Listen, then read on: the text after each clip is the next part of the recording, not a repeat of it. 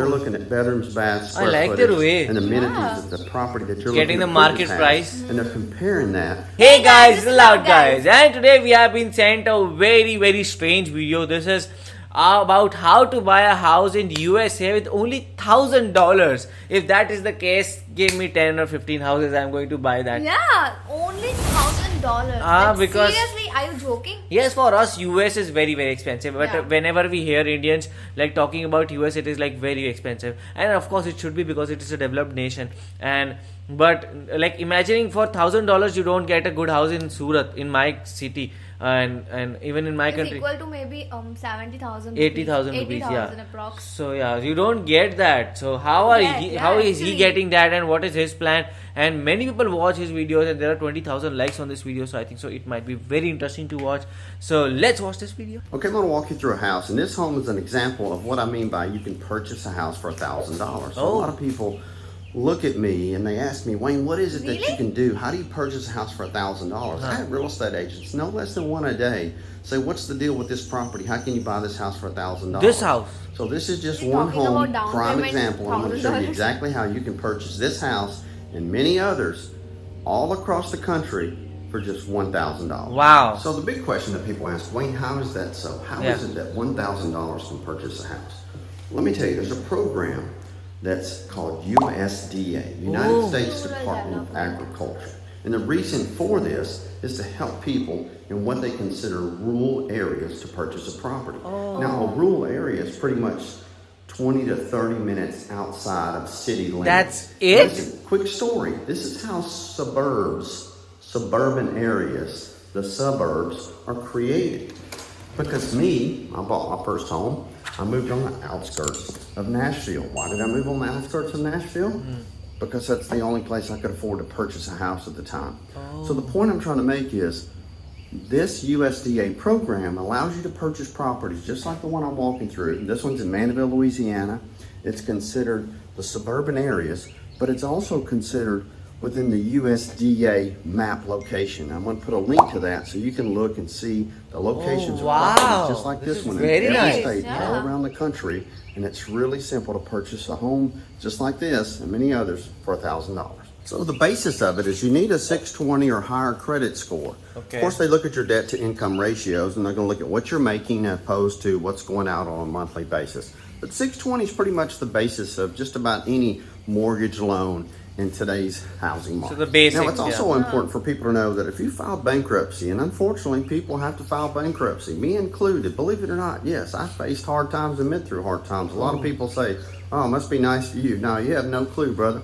I've been there and done that. That's why I'm able to help a lot of people. But here's the deal. If you file bankruptcy, did you know that you can purchase a house 2 years after your discharge date? And if you filed bankruptcy before, you know your discharge date is the date that they say, you're done, you filed bankruptcy, this is your discharge date. 2 years from that day, you can purchase a house. Yes, just like this one and many others all around the country, get your credit score back up to a 620, you can purchase a house for just $1,000. Now, if you're like me, your question is probably, Wayne, how do I get my credit score back up to 620? And we did a video on that. We'll put a link below that you can watch here in just a second. But let me finish, because I want you to know exactly how you can purchase this house for $1,000 out of pocket. For one, you got to have 2 years on the job and show proof that you've paid income, you've paid your income taxes, and that you actually can afford to pay a monthly payment on this. So for example, a $280,000 house, the seller can pay your closing costs. The seller can also purchase a home warranty for you, which covers all the major components and appliances in the property. So the seller's paying closing costs, the seller's giving you a warranty, and that allows you to get a 100% finance loan through United States Department of Agriculture. You can feel free to Google this. Lord. Unfortunately, you're not hearing it from big media, but I think it's important to know that everybody should own a home. There's nothing wrong with 100% investment finance property. loan There's is a big nothing wrong thing. with owning investment property. But I personally think you should own a home first, sit tight, because let me tell you, you're going to get gray in your beard and your hair one day. You may be in your 20s or your 30s, but rest assured, it's going to happen. We get older, and there's nothing wrong with having a piece of property that's paid for when you're in your 50s. The most Watch Indian the video, thing, maybe yes, get your yes. credit score up and talk with a lender. We have lenders all around the country in every city and state that do these types of loans that can help you get a mortgage on these properties. We also have agents that connect you to these properties and the people that can help you get these properties. But at the end of the day, it's quite simple. You got to get your credit score up to 620. Once your credit score is 620, you've been on your job for 2 years, you only need $1,000 out of pocket to purchase a house like this. Now, a lot of people say, well, Wayne, what's the limit on the house that I can purchase? There's really not a big limit in the fact that they're only going to let you purchase a property based on specific incomes. So this is what I mean by income limit. So they basically say if you're a family of 4 or less, so if you're a single person, you're a married couple, a couple with 1 child or 2 child, basically, if you're a family of 4, you can purchase a house, and they're looking at your income. They want your income to be, and typically it's around anywhere from 103 to upwards of in the 200s. It's going to vary per city, per state, based on the demographic and the financial makeup of that's how those it works. cities and those states. But still, Now, it is a this very home, good like many scheme. homes, and this is a home that's older, but you can see the bathroom has been completely remodeled and updated. And the when you house purchase looks a property, nice. You want to make sure you get an inspection on the property. You reserve the right to do an inspection on the property, regardless of the property that you purchase, typically within 10 to 14 days Wow. of the accepted offer on the contract. You make an offer to purchase the property, the seller accepts it. You may go back and forth and say, hey, let's make an offer, and the seller says, I'm not going to take that, but I'll take this, and you'll say, I'm not going to accept that, but I'll accept this. Once you get that offer finalized, you're at that point going to do a home inspection. Once you do a home inspection on the property, it kind of goes back to negotiation, because you can still purchase the property or you can cancel the contract within that time frame and get your deposit back, your earnest money deposit back. And typically on these types of properties, you can put $500 or $1,000 down. That is your deposit. You can get that money back. It goes to a credit at closing, or you can actually get that back at closing. So this is what I mean by inspections and negotiation. Once you inspect the property, the home inspector is going to give you about a 76-page report, and you're going to think, holy hell, the house is falling in. It's not falling in, but they have to do their job. You're paying them $300 to $400 to do a really thorough job. And at that point, they're going to give you the report. They're going to summarize a few things that they feel need to be fixed, repaired, or replaced and put back to their intended function of use. Yes. You can then get with your agent, tell your real estate agent, I still want to purchase the property, but these are the items that I would really like for the seller to fix. Wow, And so you they put can those even get it items on a list, repaired. you sign it, and your agent will send it to the seller's agent. So at that point, Wow. you get the list to the seller's agent, and the seller's agent will share that with the seller, and the seller will say, well, I'm not going to fix those items. Well, you don't have to purchase the property. Or the seller may say, well, I'm only going to fix a few of those items. And you can say, well, I'm not going to purchase the property. I want them all fixed. It goes back to negotiation. Once you negotiate on repairs and it's agreed, you simply say, okay, that's great. We're still going to purchase the property. Just give us an itemized list of the things that you fixed with receipts from whether it be a licensed electrician, plumber, HVAC contractor. And from that point, you simply go to closing. However, before closing, the property has to be appraised. Any bank, mortgage company that's going to loan you money on a property, they're going to secure the loan that they're giving you with the asset, the property itself, has to have the property appraised. The appraisal process is basically really simple. They go out, they look at the property, they pull comparable properties like that property within a 3-mile radius of the subject property that you're looking to purchase. And from there, they're comparing apples to apples, so to speak. They're looking at bedrooms, baths, square like their footage, way. and amenities of the property that you're Getting looking the to market purchase price. has. And they're comparing that with properties within a 3-mile radius that have physically closed. They've won the game. They've been purchased by a buyer.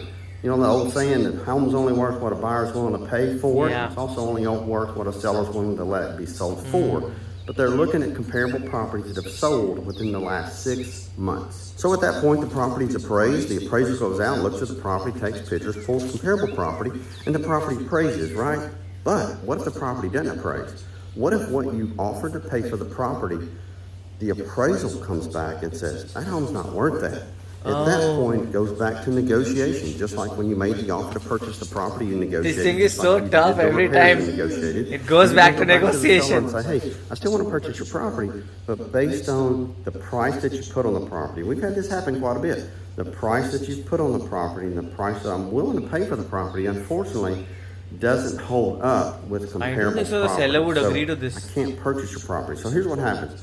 A lender's not going to loan you more than the appraised value on the home because the lender says it's not worth it. Here's what it's worth.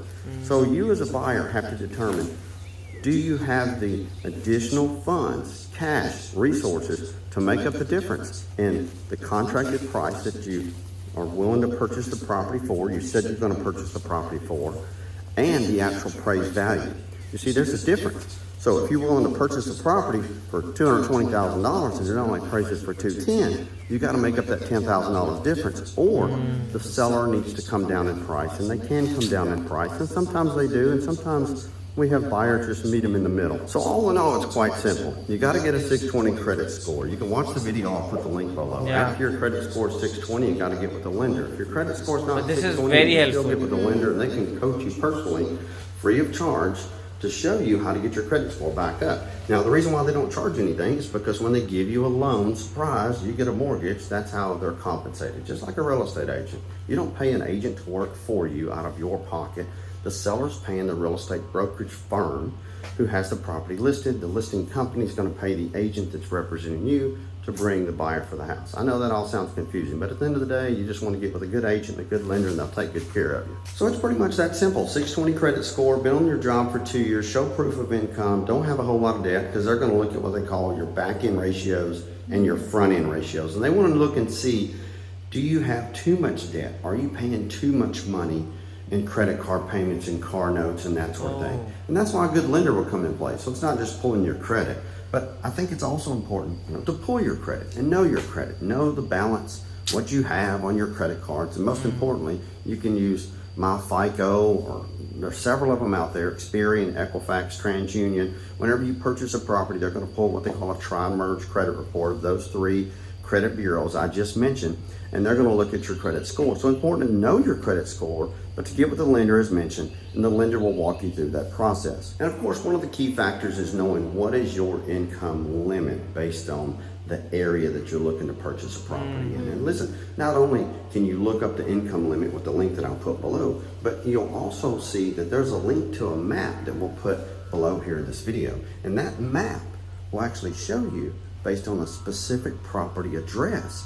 And from that address, it will show you if that property is within the USDA demographic guidelines to be able to purchase that property. Very interesting thing. And the Yeah. thing is, like, for $1,000 down payment, you can buy about $200,000 houses and $250,000 This is houses. very good for the people who are living in a rural areas. Yes, and because what- they have always we have a dream of those who are struggling, those who are planning the houses, that we want our own house, but we always calculate the amount, the EMIs, and all other things. And this is I think we should we also deserve this scheme in India. And the thing is, it is just, he was saying 20 to 30 minutes out of a city. So that is very convenient, because I think so in America also everybody likes to go on their car, and even 20-30 minutes is nothing. Nothing Ah, actually. and if you get out of it and you're getting a good house, that house looked very, very good, and you get a good house, and that too with no too much of pressure of down payment, because that is a big thing, that you have to take out so much money, and then also you have to keep pumping the EMIs. But here you don't have to give the down payment, and you just focus on EMIs. And also this investing in real estate is like just the way he says, the most traditional thing. In we invest in gold, we invest in real estate kind of things. Stocks are for us, we are growing. But if we talk about our parents or our ancestors, they always used to be like, properties is something that gives you high returns. Yes, and Indians are very fascinated about having a home. Even people don't marry before they have a home, because Yeah. they're like, home is the most important Most thing. important thing. So what do you guys think about it? Do let us know in the comment section below. So do like, share, Subscribe. bye.